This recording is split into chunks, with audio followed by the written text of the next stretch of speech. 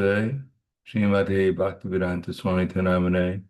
Namaste Saraswatam Deve Gauravani Pracharane Nirvishesha Shinduvadi Paskatyade Siddharane. Of course, as always, if you can put on your cameras, that's best.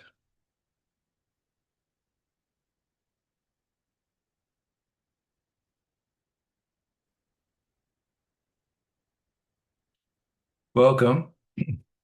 Today I'm going to read from the Bhagavad Gita as it is, chapter 9, Confidential Knowledge, text number 12.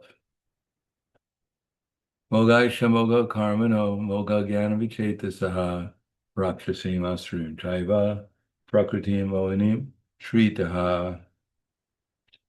Those who are bewildered are attracted by demoniac and atheistic views, in that deluded condition, their hopes for liberation, their fruitive activities, and the culture of knowledge were all defeated. Supra's purport. There are many devotees who assume themselves to be in Krishna consciousness and devotional service, but at heart do not accept the Supreme Personality of Godhead, Krishna, as the absolute truth. For them, the fruit of devotional service, going back to Godhead, will never be tasted. Similarly, those who are engaged in fruitive pious activities and are ultimately hoping to be liberated from this material entanglement will never be successful either, because they deride the Supreme Personality of Godhead, Krishna. In other words, persons who mock Krishna are to be understood to be demoniac or atheistic. As described in the 7th chapter of the Bhagavad Gita, such demoniac miscreants never surrender to Krishna.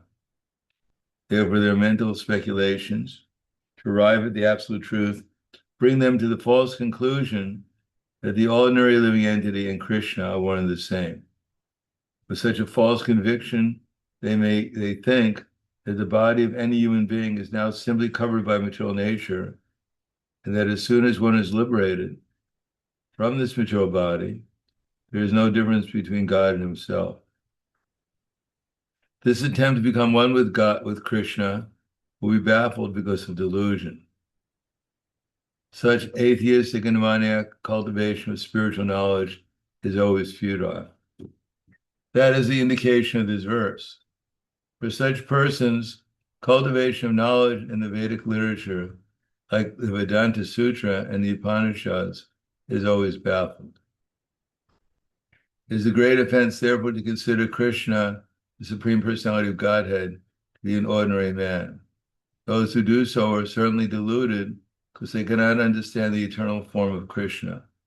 The Brihad Vishnu Smriti clearly states, Yo veti bhautikam deham Krishnasya paramatmanaha sa sarvasmad bahiskarya shota smarta vidanitaha muktam tasya valokyapi sa selam snanam acharet.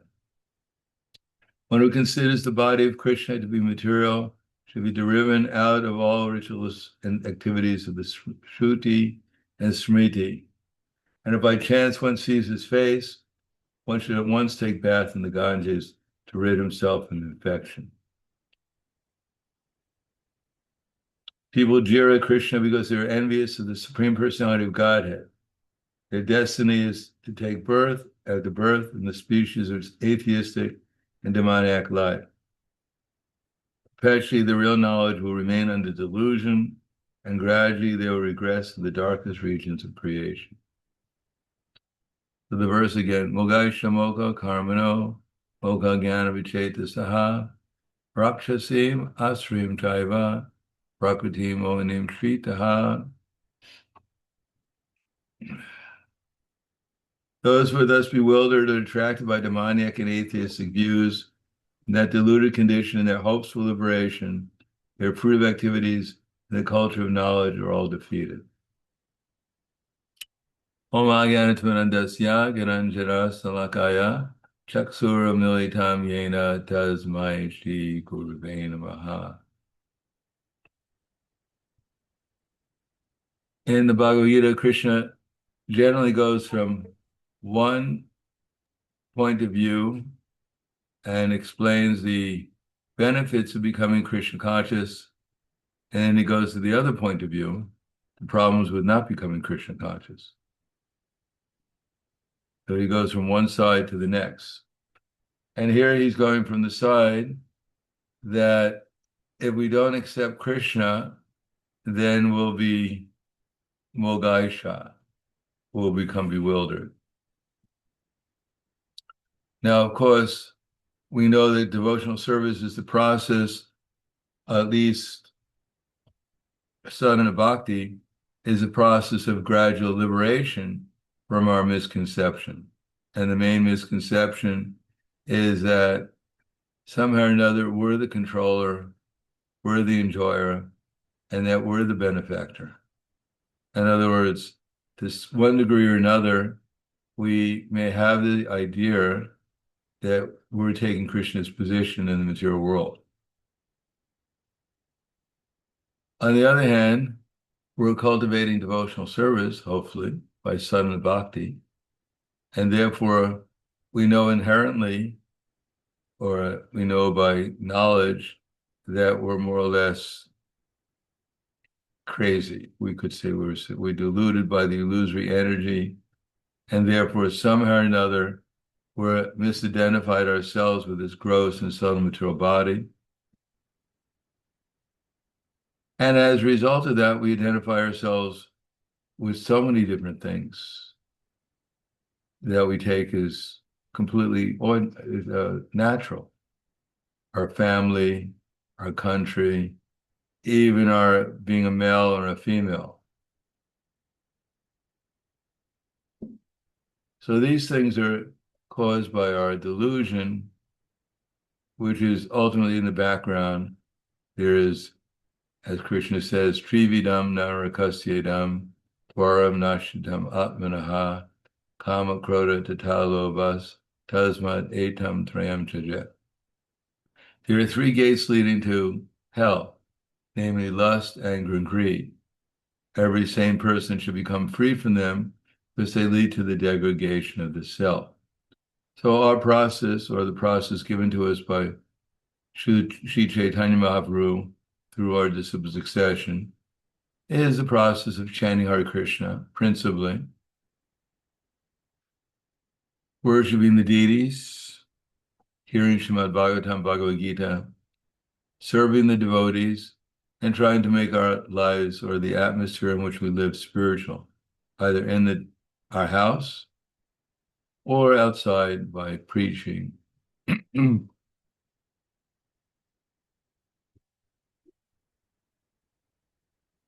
So these processes, if they're performed properly, will elevate ourselves from the deluded condition. It doesn't happen at once. It may even happen over many lifetimes, but it's sure to bring us ultimately to the perfection of life, that is to reawaken our original awareness and love for Krishna and our service to him and his devotees. Therefore, Srila Rupa Goswami has advised us that what's favorable is utsaha nischaya daryat. Utsaha means enthusiasm. Srila Prabhupada is especially expert at helping devotees remain enthusiastic. He once told his leaders, he said, Prabhupada said that you're expert at discouraging the devotees, and I'm expert at trying to encourage them.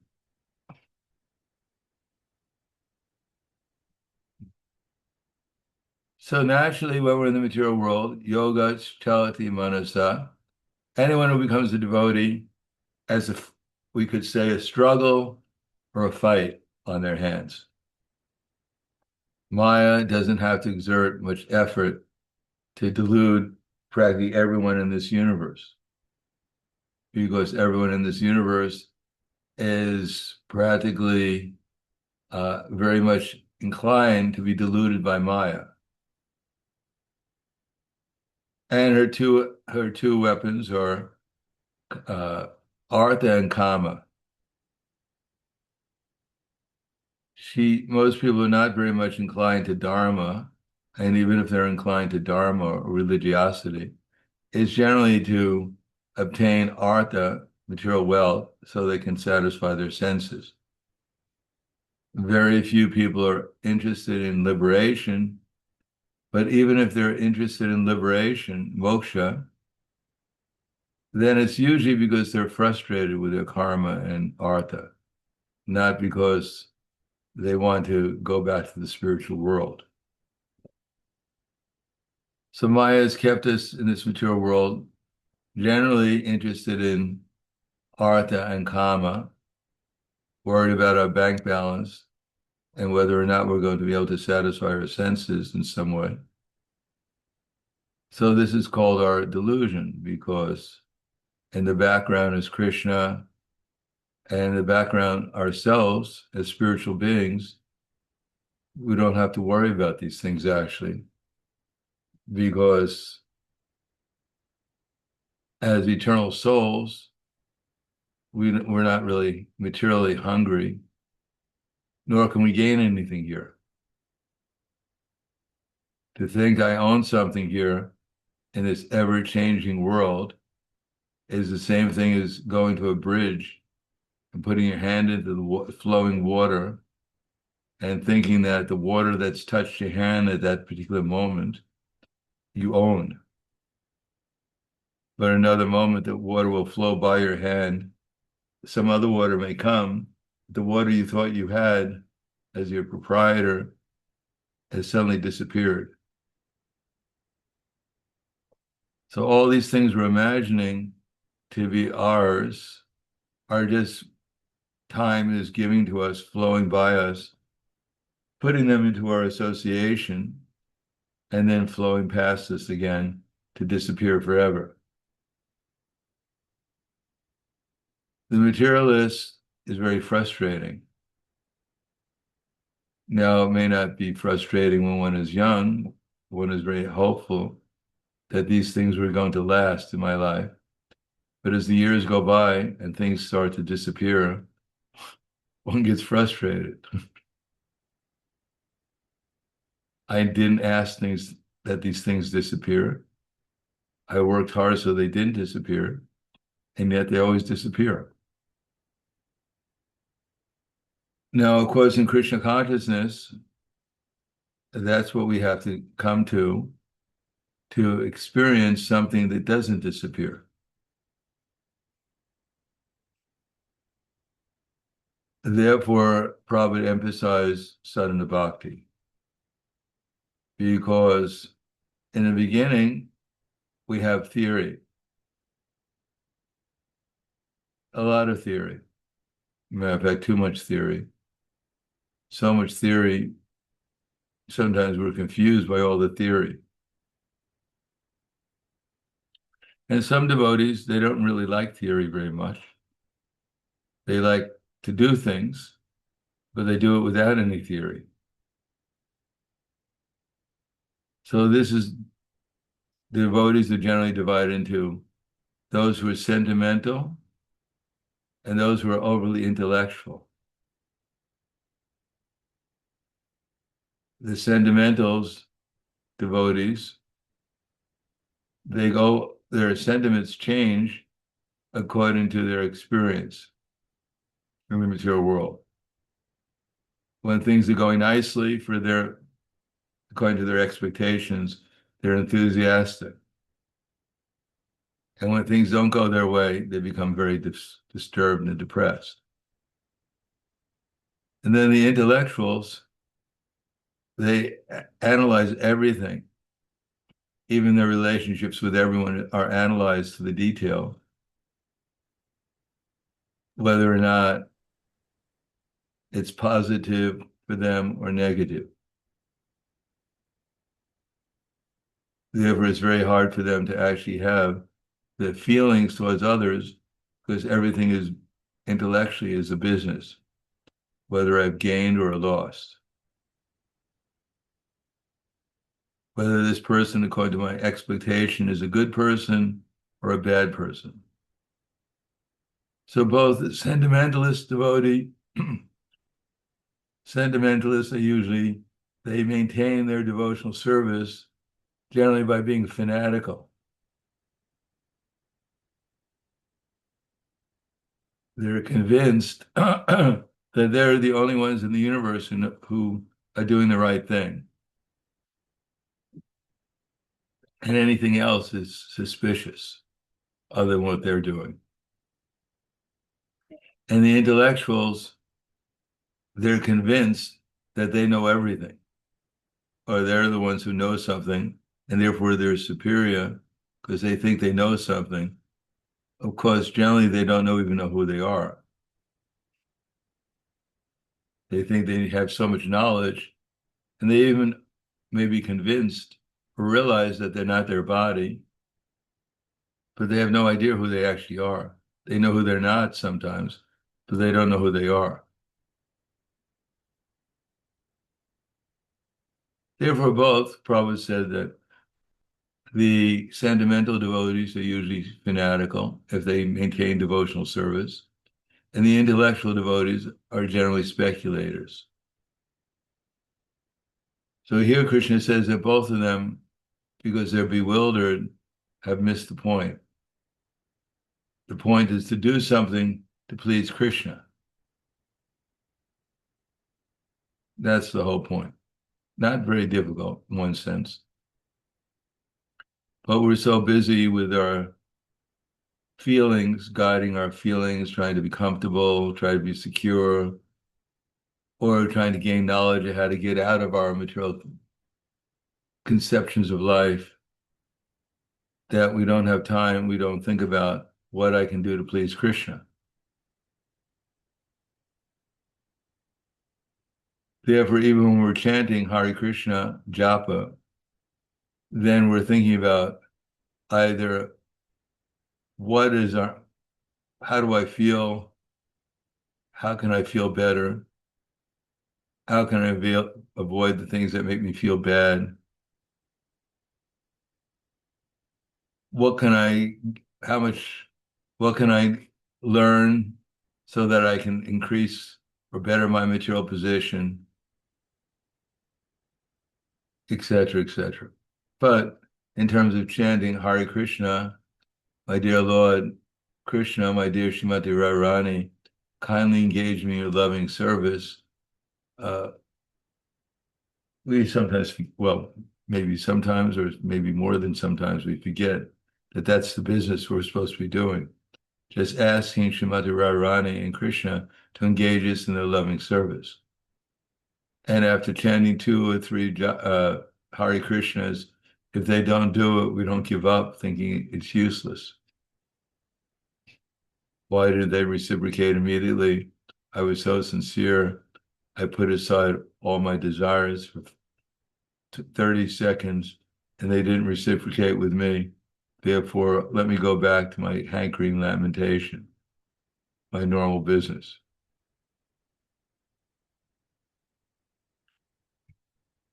Therefore, knowing our philosophy is helpful as much as it says, Trinada pisani chena tariva sahishnuna amadina madadena kirtina yaksidahari.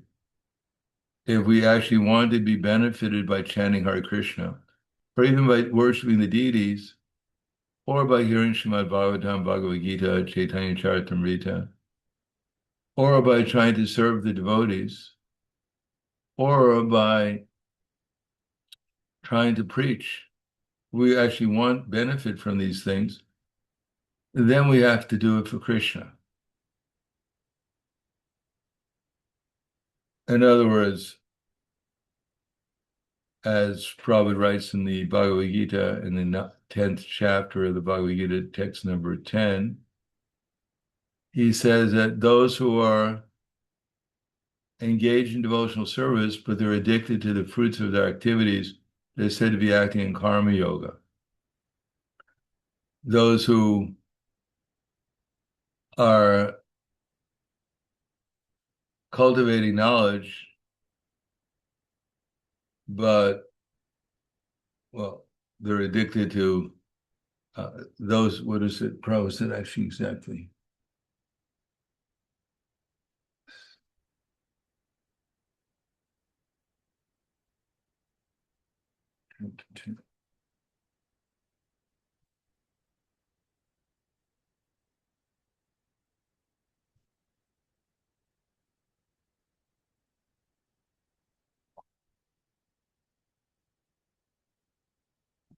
When a person who knows the goal of life and is addicted to the fruits of activities, he is acting in karma yoga. When he knows that the goal is Krishna, and he takes pleasure in mental speculations to understand Krishna, he is acting in jnana yoga. When he knows the goal and seeks Krishna completely in Krishna consciousness and devotional service, he is acting in bhakti yoga or buddhi yoga, which is the complete yoga. This complete yoga is the highest perfection stage of life. So, especially when we're chanting japa, we should be aware. Am I actually in anxiety when I'm chanting? Material anxiety. Can I set aside my material concerns for at least a little while and not when the thoughts of comfort or discomfort or loss or gain go through my mind, could I set them aside and simply try to concentrate on chanting clearly, attentively, and feelingly to Shrimati Radharani and Krishna, even if they don't immediately reciprocate with me? Or when I'm reading, or do I take pleasure in mental speculations to understand Krishna? That's a higher stage, actually, that trying to understand Krishna through philosophical speculation is welcome, assimilating our philosophy so that it becomes simple. Knowledge which is gained and is not assimilated and seemingly very complicated, a list of facts, a list of slokas, a list of so many things that I think I know, and I still don't know I'm eternal servant to Krishna. That kind of cultivation of knowledge is not very helpful. I know some devotees who read the books day and night. Even if you're talking to them, they'll be reading the books, Prabhupada's books specifically. Unfortunately, their goal is to find some problem with the book. They're always finding contradictions within the books. They want to find out what's wrong with the books. So, and they're always asking questions about what they find the contradictions within the book. So that's called mental speculation. We're actually supposed to come to the point that everything becomes simple. In the spiritual world, the gopis are making garlands. They're cooking for Krishna. They're dancing for Krishna. The cowherd boys are playing with Krishna. And they're not necessarily trying to figure out what's wrong with Krishna. They're not wondering if there's some better place to be than in here in Goloka Vrindavan, because they're in love with Krishna. And because they're in love with Krishna and that love is ever growing, they don't worry about whether or not they're in the right place. They never inquire in Goloka Vrindavan if there's an internet connection so they can find out who won the last football game that they soccer game. They're completely absorbed in pleasing Krishna, and Krishna is completely absorbed in loving and pleasing them. But if we want to find fault, just like Ramachandra Puri, he spent so much time trying to find out the faults of Krishna's devotees, Chaitanya Mahaprabhu's devotees, in Jagannath Puri, that day and night he was watching their activities. Sometimes he would sit the devotees down and feed them. And if they didn't, after they were finished eating, he'd coax them to eat more. And if they ate more, after they were finished, he'd criticize them. And he'd tell the devotee, I've heard that Chaitanya Mahaprabhu's devotees, they eat too much. And I'm actually witnessing this with my very eyes.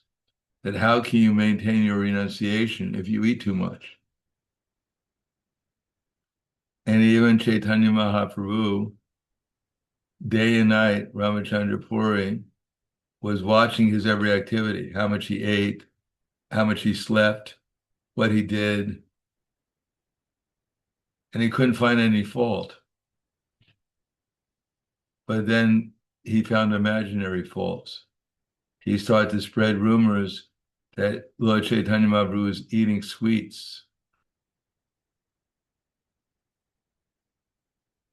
Could you imagine on the internet, you find your name there and some devotees accusing you of eating too many sweets? What can you do?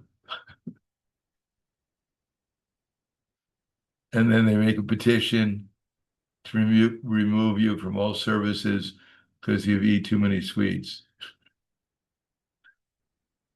It'd be quite discouraging, wouldn't it? But Chaitanya Mahaprabhu, he didn't eat too many sweets. Still, one day, Ramachandra Puri came to the Gambhira early in the morning and found some ants crawling on the ground. And he said, see, now I have definite proof that this sannyasi is a pretender, because there's ants crawling in his room, and I know that secretly at night that he's eating sweets. So he's a pretender, being a sannyasi. So as Prabhupada writes in the purport, that in India, ants crawl everywhere.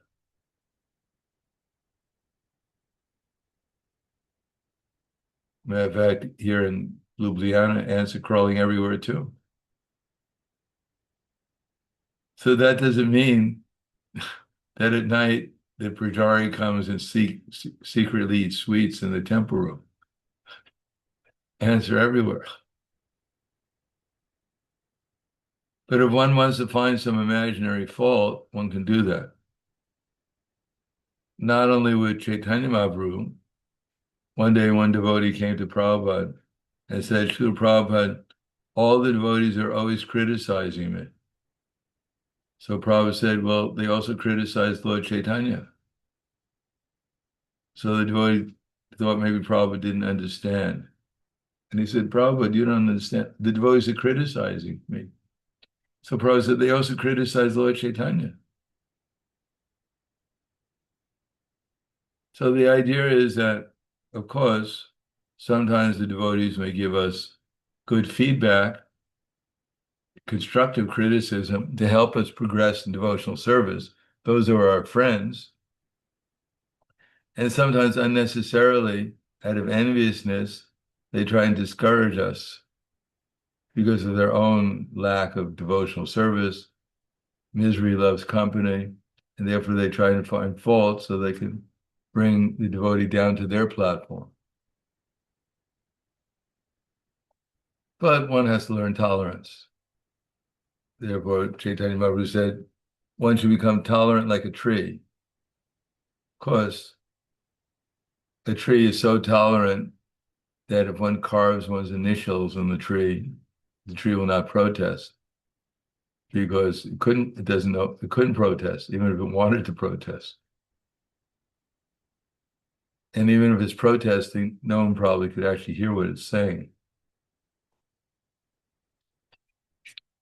Still, the tree is tolerant.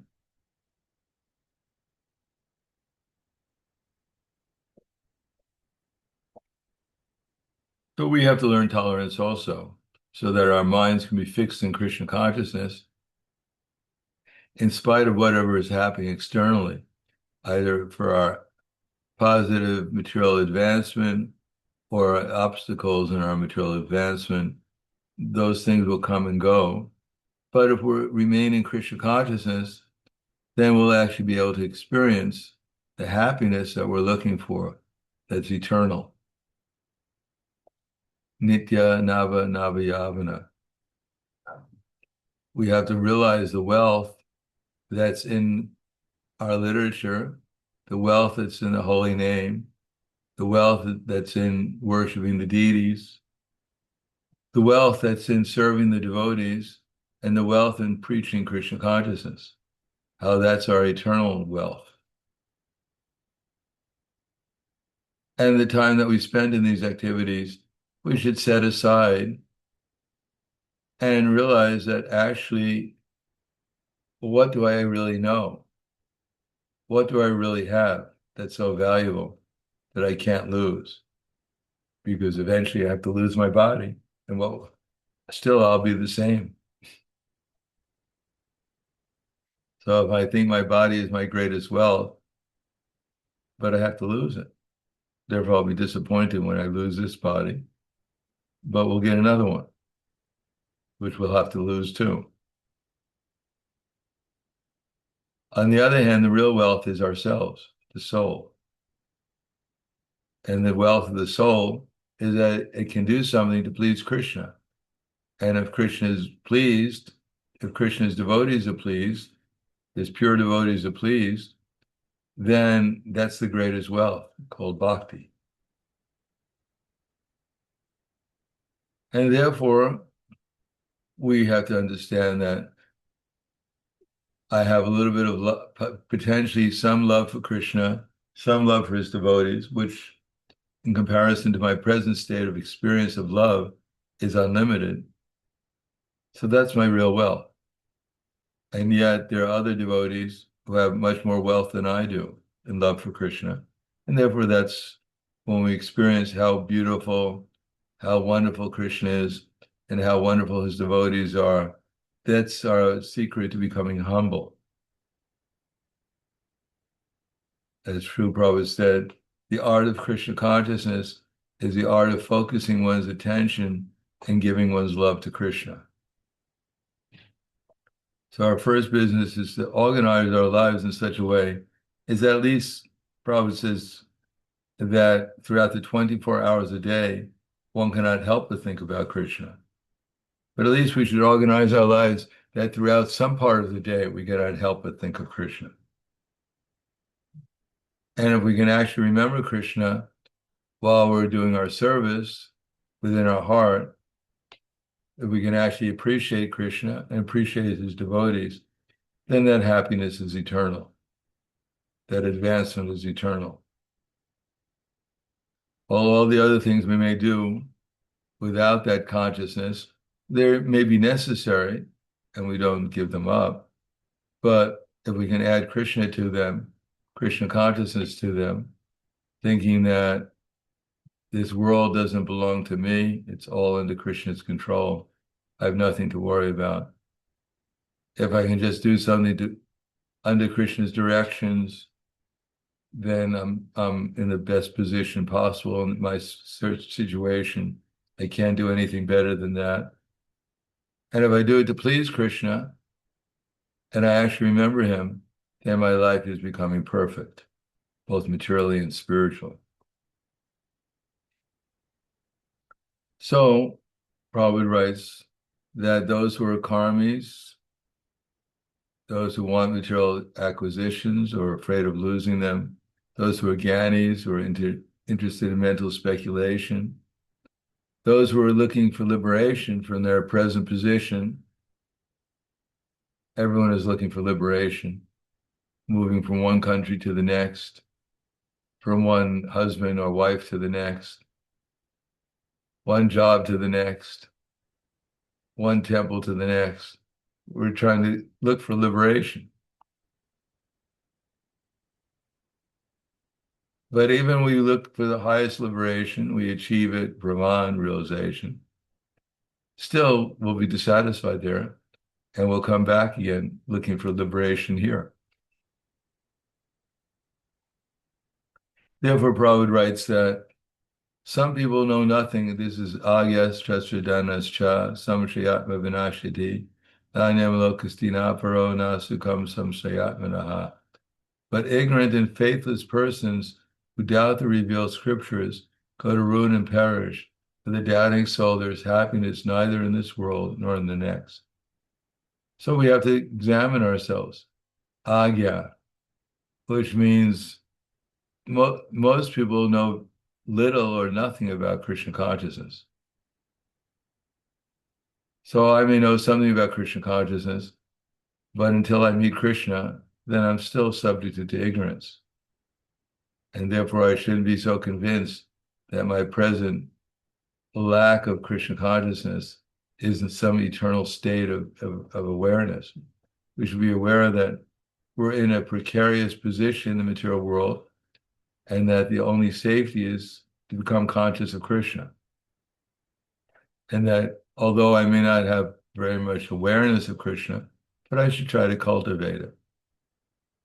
Unfortunately, people outside of Krishna consciousness who have no awareness of Krishna have no desire to cultivate that consciousness of Krishna either.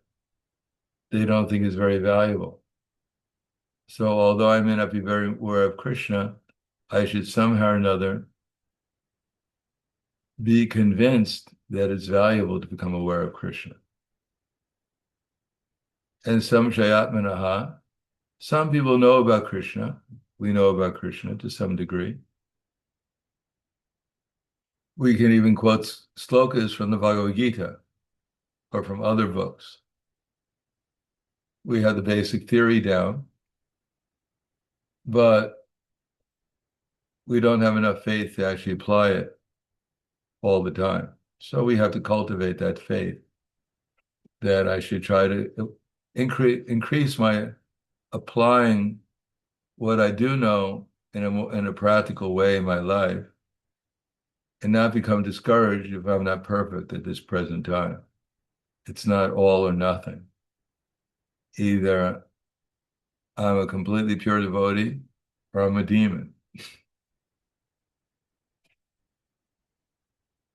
We shouldn't let Maya trick us in our attempt to advance in Krishna consciousness. We should know that my attempt to become Krishna conscious is very much pleased by Krishna and by Srila Prabhupada. Just like if you have a small child, say just some months old, and he attempts to walk, now the parents are very happy that the child is attempting to walk. If the child falls down sometimes, it's not that the parents start criticizing him. You foolish child, when I was your age, I immediately began to walk. How can you be a member of my family if you can't walk immediately? This is the third time you fell down trying to walk. You're an embarrassment to the family.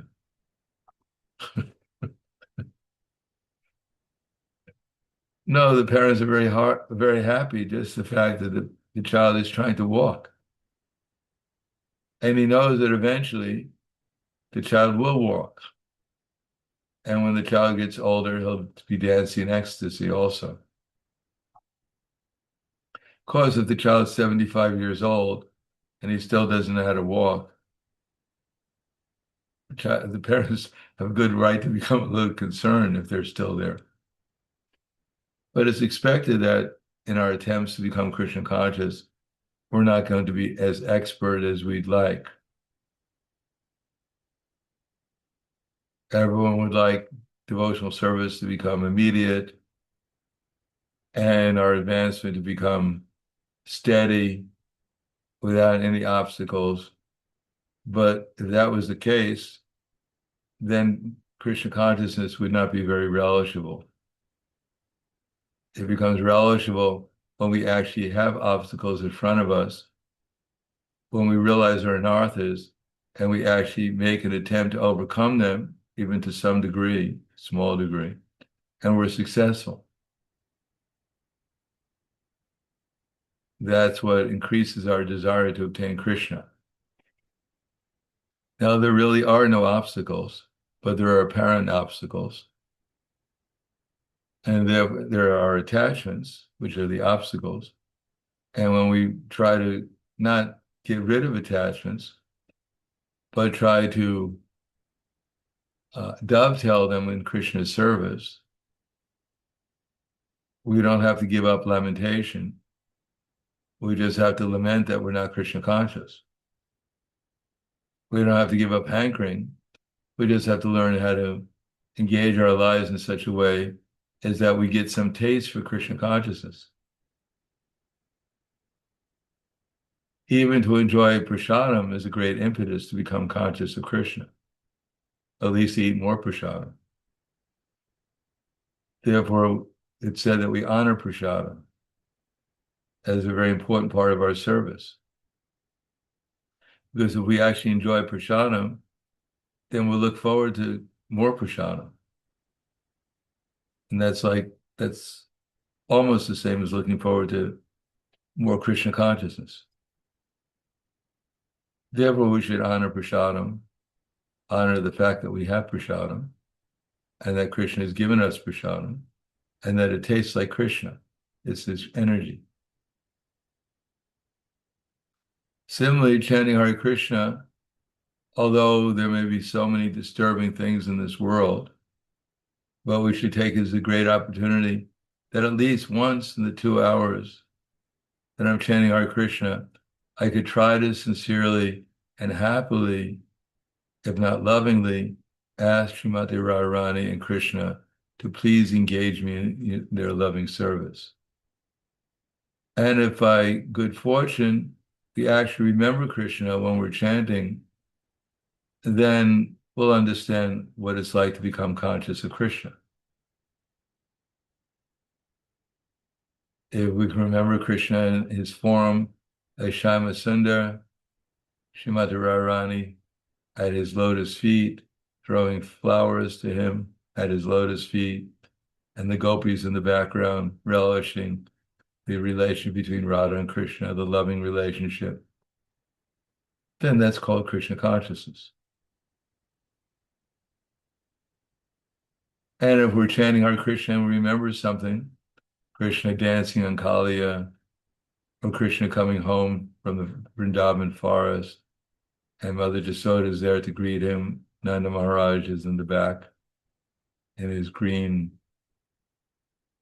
dress, and Mother Jasoda has a multicolored dress, and she has her hands out to greet Krishna, and Krishna has a Saravi cow coming to be into the hands of Mother Jasoda, and the gopis are on the steps of the palace waiting for Krishna to come so they can serve him.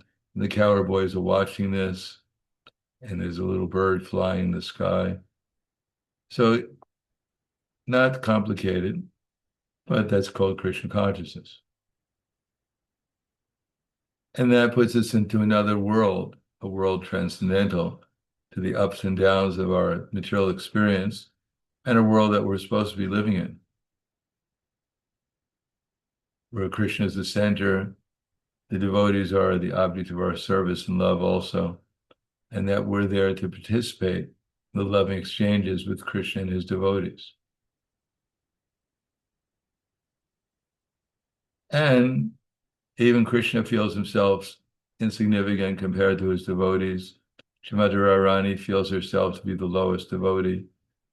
So it's not that we have to go there, the feelings that we have to compete and become something significant there, because the more we feel ourselves to be an insignificant servant of the wonderful devotees in Krishna, then the more we make spiritual advancement.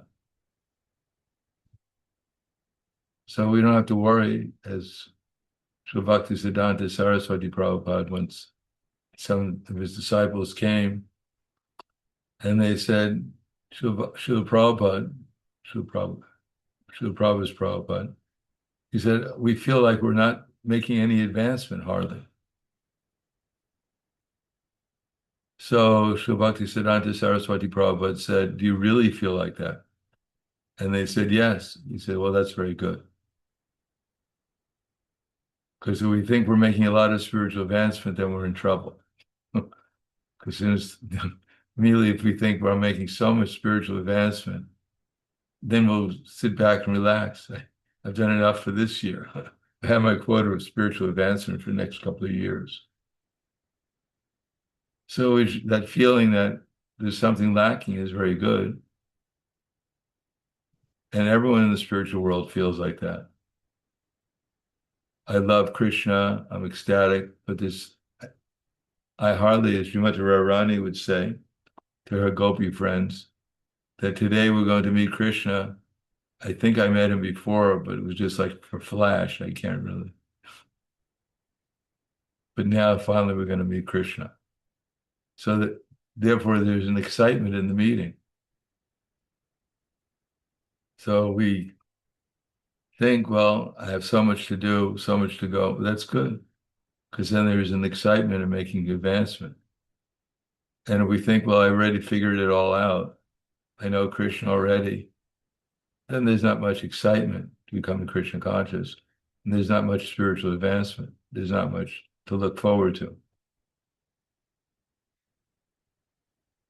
So I think I'll stop there. Thank you. Any questions or comments?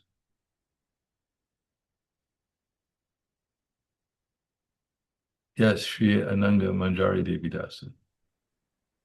Hare Krishna, Guru Maharaj. Thank you so much for the wonderful class. I was just thinking that by listening you, it seems so easy, Krishna consciousness. Thank you for that. Yeah. And my question is, how can we use in the proper way, how can we use in the most intelligent and the most proper way our conditionings, for example, our motherland, our body, woman or man? How can we, since we cannot escape that condition, we were born in a certain place, we speak a certain language, we are man or woman, how then can we use it in the proper way in Krishna service? Well, Chaitanya Mahaprabhu said, Yari Dekha Tarikaha Krishna Upadesh Amara Aga Gurahana Haridesh. Whoever we meet, we should help them become conscious of Krishna. So we meet someone, we can speak their language. We have a great opportunity to help them become conscious of Krishna. And if we know someone, you meet someone, you can relate to them, make friends with them, then there is a great opportunity to convey to them something in Krishna consciousness. So whatever we know in Krishna consciousness, whatever we know materially, if we can utilize that to help others become Krishna conscious, then that's the way of utilizing it. That's what it's meant for. We're not impersonalists. We're not trying to deny the fact that we have a man's body or a woman's body, or that I know a certain language. We're not trying to negate it. We're trying to utilize it in Krishna service. And if we do that, then we'll see that actually we're an instrument for Krishna. That the most Krishna will empower us to utilize whatever we have in such a way that it becomes spiritualized and becomes attractive to others to take up the process of Krishna consciousness. We don't have to worry about what we have, what we don't have. We have to worry about what we're utilizing in Krishna service for Chaitanya Mahaprabhu's mission. And if we do that, then our life will be successful in Krishna consciousness. Everyone has assets, everyone has abilities, everyone has experience, everyone has something to offer to Krishna in his service. Whether we're here or in the spiritual world, everyone has something to give to Krishna, and that's what our life is meant for, either here or in the spiritual world. Is that okay? Yes. Thank you so much. Thank you. Hare Krishna. Thank you for the question. Jambavati Devi Dasi. Guru, I have a question. Sorry. Yeah. Hare Krishna, my obeisance stories to Prabhupada. Thank you so much. It's nice to see you.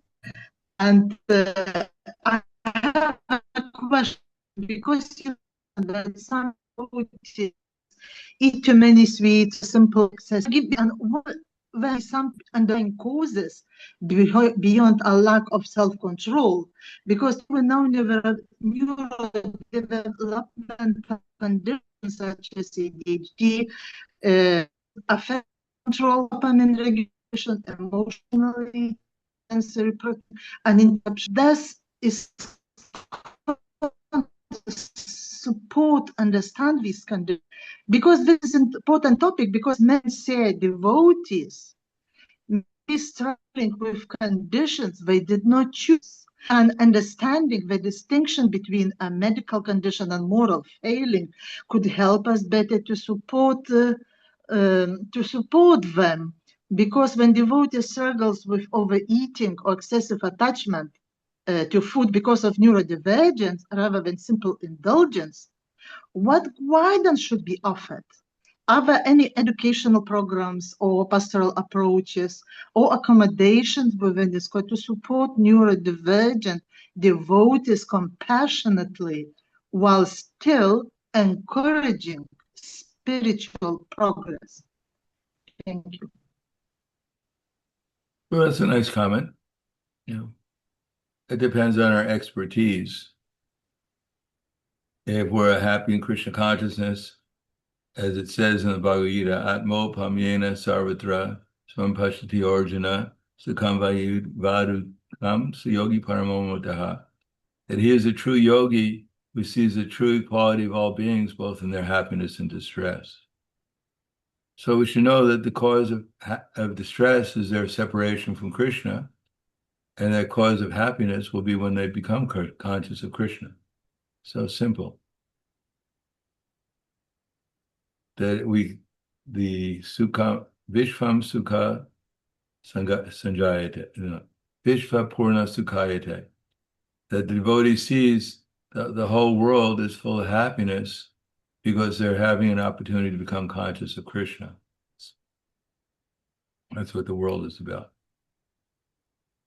So they know that if they become conscious of Krishna, then real happiness will be there. And that's what they try to give them, whatever their situation. And we consider the devotees like Shivananda Sain, who had a dog who wanted to accompany him to Jagannath Puri, and he took care of the dog. He made sure the dog get fed. He paid even when he was trying to get on a boat, and the boatman didn't want the dog on the boat, he paid extra money for the dog to come on the boat. And one day, they forgot to feed the dog, and the dog disappeared. So Shivananda Sain became so disturbed, he fasted for the whole day because the dog didn't get his food. But when they got to Jagannath Puri, they found the same dog there, and it was sitting in front of Lord Chaitanya Mahaprabhu, and Lord Chaitanya Mahaprabhu was throwing green coconut pulp to the dog, and the dog was catching it as Chaitanya Mahaprabhu was throwing it, and Chaitanya Mahaprabhu was telling it to chant Hare Krishna, and the dog started to chant Hare Krishna and went back to the spiritual world. So, of course, most of us are not on the level of Shivananda Sain. We shouldn't pick up dogs on the street and try to get them to come to Jagannath Puri to see Chaitanya Mahaprabhu's deity there. But we should be compassionate. As Prabhupada said, Chaitanya Mahaprabhu was able to get the animals in the Jharikanda forest to dance and chant Hare Krishna. We may not be so powerful, but at least we should try to get the two-legged animals to come and chant and dance, take prasadam. So that's what we can do. That's within our ability for all living entities to try to get them to at least take prasadam, if we can give it to them. And understand that they're all spiritual beings just like we are. We may be in a human form of life, and they're in a different form of life, or in the same form of life, but give them some opportunity up to a point. Because probably for these temples, he didn't want devotees to take advantage of the temple. He wanted them to be productive in the temple, to spread Krishna consciousness. But outside that, according to our capacity, we give people prasadam, we chant our Krishna and give them the holy name. And those who are receptive, that we give them transcendental knowledge, form of Srila Prabhupada's books. But compassion is part of our process. Compassion for the soul, but not for the drowning clothes of a man in the ocean. The compassion to save the soul within the, so that the soul can actually come alive again and resume its normal position of being productive in the loving service of Krishna and his devotees. Thank you, Hare Krishna. Tirthapad Guru. Hare Krishna, Judith. You were just mentioning about in Japa that perhaps sometimes you would remember something about Krishna's pastime. Were you, is that coming from a description in Prabhupada's books, or is it more like, you say, like an artist is painting a picture and then adding some details of according to their description for imagination? I'm quite sure what the question is. Does anyone understand the question? Yeah, Like, your voice is not so clear. so it's Mike. Can you hear me? I can, but it's not clear. When you're describing about Japa, that you might remember something of Krishna's pastime. Would that be from Prabhupada's descriptions or other acharyas, or is that more like when an artist is painting a picture and they add in details according to their imagination or expression? Yeah, they're all Krishna. They're all perfect.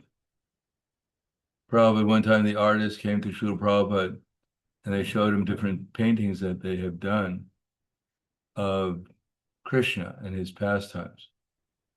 So one of the devotees asked Srila Prabhupada, which one looks most like Krishna?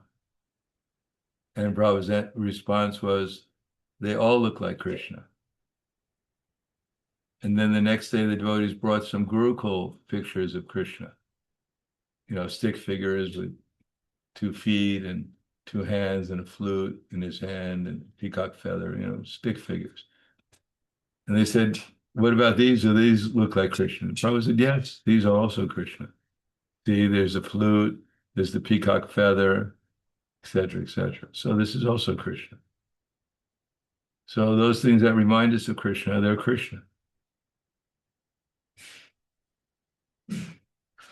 But the descriptions in the Bhagavatam, Chaitanya Charitamrita, by our authorized acharyas, those are perfect pictures. And if Krishna forms himself within our memory, according to those pictures, that's Krishna. Or if the artist paints a picture, that's Krishna manifesting himself in that form. So they're all worshipable, and we should meditate on them. All right, I'll stop there. Thank you very much. Grantaraj Srimad Bhagavad Gita ki jai, Srila Prabhupada ki jai, Gaur Premanande Hari Bol. Hare Krishna. Thank Thank you so much, Guru Maharaj. Hare Krishna. Hare Krishna. Hare Krishna. Hare Krishna. Thank you. Hare Krishna. Have a nice week. Bye. Thank you very much, Guru. Thank Hare you. Krishna. Haribo. Thank you. Have a lovely week, everyone. Hare Krishna. Thank you. Bye. Thank you so much, Mataji Kumari. Hare Krishna, everyone. Thank you so much.